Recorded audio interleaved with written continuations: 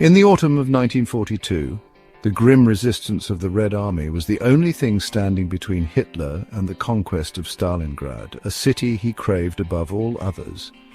The ferocity of the fighting in Stalingrad has become legendary for its savagery and tenacity. Initially, the Germans nearly captured the city without much street fighting. If the German Sixth Army had encircled the Soviet armies outside Stalingrad by September 13, 1942, the outcome might have been different. But once that opportunity slipped, the Soviets fell back into Stalingrad, igniting an enormous and cataclysmic battle. By October, despite fierce resistance, the Germans controlled 7/8 of the city. The Soviet 62nd Army, under General Vasily Chuikov, was pinned against the Volga River. Battered ferries from the East Bank, under constant bombardment, kept the defenders supplied just enough to continue fighting.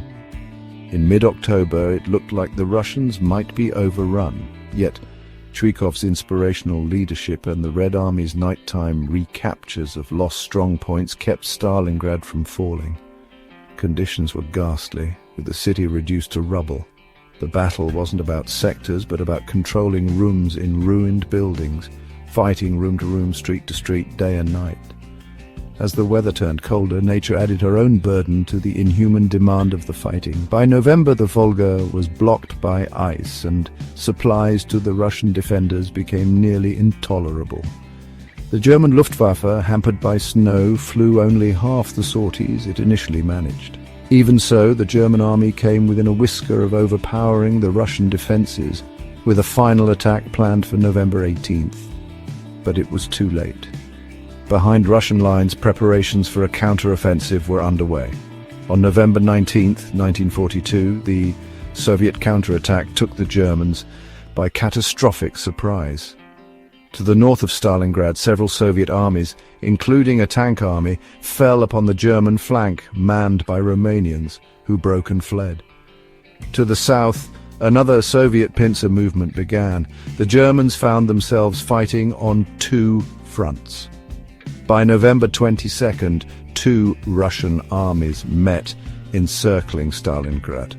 The German Sixth Army, trapped and starving, received orders from Hitler to stand fast, despite having only 6 days of rations and 2 days of ammunition. The Luftwaffe's attempt to supply the encircled forces was a fiasco, delivering a fraction of the needed supplies. On January 31, 1943, General Friedrich Paulus, made a field marshal by Hitler, surrendered, marking the first time a German field marshal fell into enemy hands. The surrender at Stalingrad was a body blow to German prestige, shattering the myth of invincibility and marking a psychological turning point in World War II.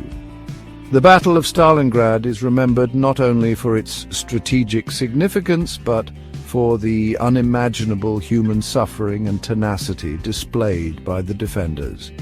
It stands as one of the most brutal and pivotal battles in history.